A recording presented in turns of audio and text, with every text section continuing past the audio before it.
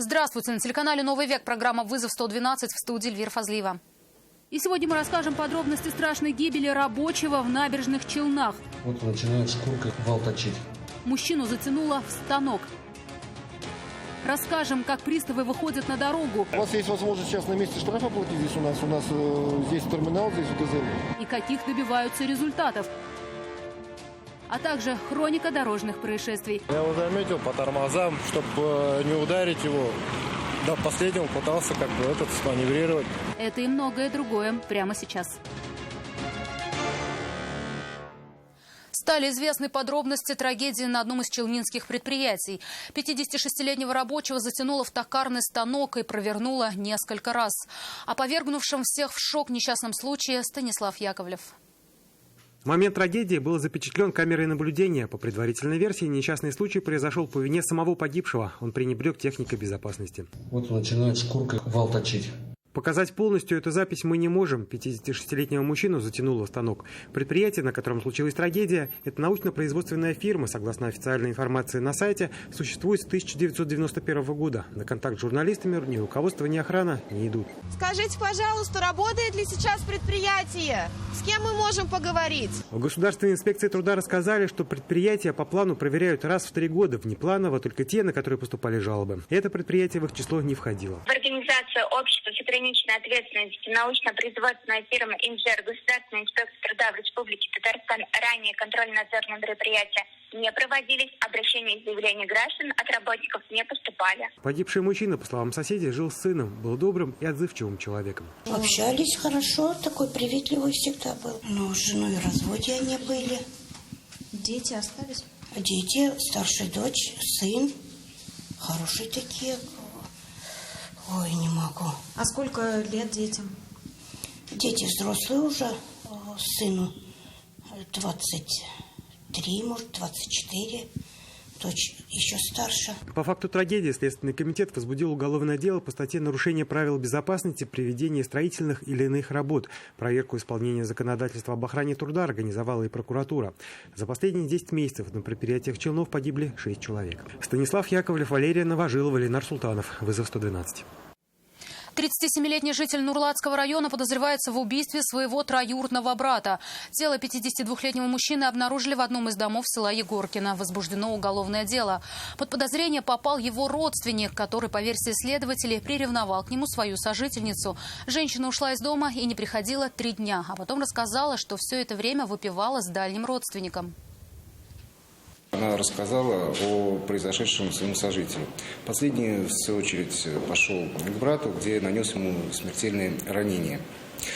После этого он вернулся домой и рассказал женщине о произошедшем. Следствие намерено обратиться в суд с ходатайством об избрании в отношении подозреваемого меры пресечения в виде заключения под стражу. Украл подушки у своего собутыльника и за это был убит.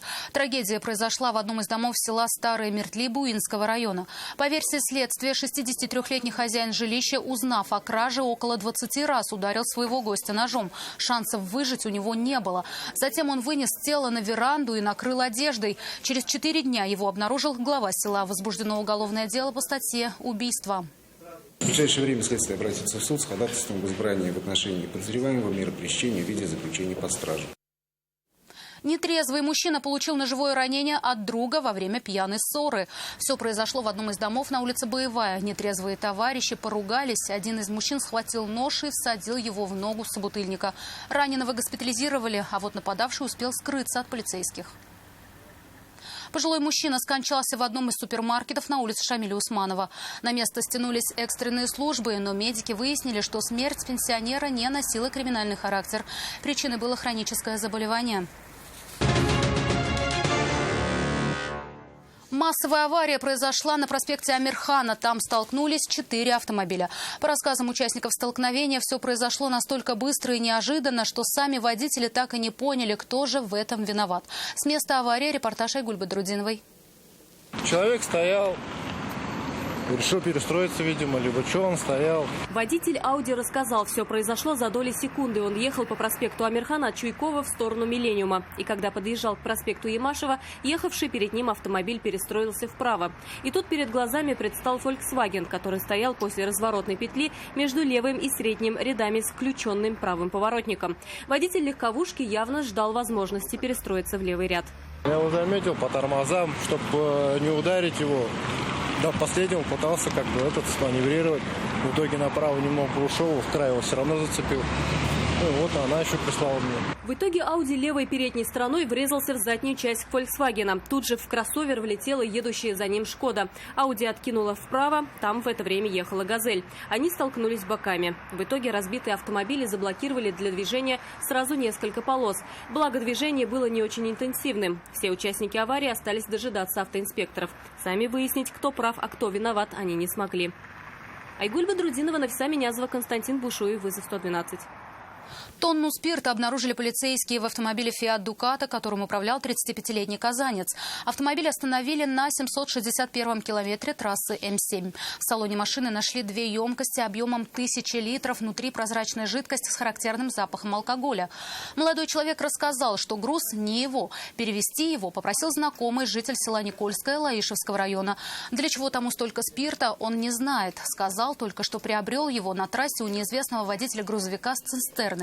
Документов на спирт у водителя «Фиата» не было. В связи с этим и сам груз, и автомобиль, на котором его везли, полицейские изъяли. Что находилось в емкостях, сейчас должна показать экспертиза. Полицейские Казани задержали в Екатеринбурге 25-летнего парня, обманувшего казанца почти на 10 тысяч рублей. На сайте бесплатных объявлений потерпевший увидел объявление о продаже автомобильных дисков. Цена его устроила, и он перевел деньги продавцу. Но посылку так и не получил и написал заявление в полицию. Следственными органами по данному факту возбуждено уголовное дело по признакам состава преступления, предусмотренной частью 2 статьи 159 Уголовного кодекса Российской Федерации «Мошенничество». Продолжается следственное мероприятие. Дорожный пристав вышел на охоту. Судебные исполнители и автоинспекторы при помощи мобильного комплекса выявляли должников среди участников дорожного движения. За несколько часов им удалось взыскать более 130 тысяч рублей. А одному водителю пришлось проститься с автомобилем. Сумма долга превышала 300 тысяч рублей. Все подробности у Нафисы Минязовой. Штраф ГИБДД 1000 рублей. Ага. Тоже ничего не приходило, но ездил в Крым. Да. У вас есть возможность сейчас на месте штраф оплатить здесь у нас? У нас здесь терминал, здесь в «Газели».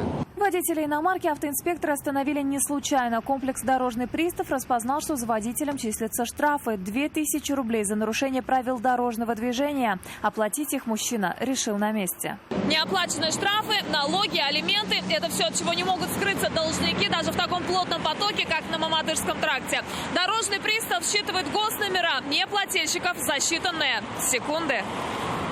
На автомобиле этой женщины также указала база данных судебных приставов, но на месте заплатить долги она не смогла. Не хочу ничего рассказать. У данной гражданки, у супруга имеются задолженности по кредитным платежам. Меры по оплате задолженности должник не принимал. Ее супруг должен больше 310 тысяч рублей. Это несколько исполнительных производств. Машина, которая принадлежит ему, отправится на штрафстоянку. В случае неоплаты долга автомобиль отправляют на реализацию на торгах. Вырученные средства направят на погашение долга, а то, что останется, вернут владельцу машины. Ман 626. У должников есть возможность оплатить штраф на месте. Если же они не могут этого сделать, им дается шанс прийти в службу судебных приставов. Ну а если проигнорируют и это, то к долгам прибавится и исполнительский сбор уже от приставов. 7%, но не менее 1000 рублей с граждан. И 7%, но не менее 10 тысяч рублей с должников организации. А если же сумма долга превышает 3000 рублей, то прямо на дороге могут арестовать машину. Только за последние 4 месяца во время таких рейдов арестованы и изъяты свыше 160 автомобилей. Сегодня приставы с автоинспекторами за несколько часов рейда взыскали с должников больше 130 тысяч рублей. На штрафстоянку отправили одну иномарку. Нафиса Минязова, Наиля Абдулин, вызов 112. Это все, о чем мы успели вам рассказать. В студии была Эльвира Фазлиева. До встречи и не бросайте вызов судьбе. Вдруг она его примет.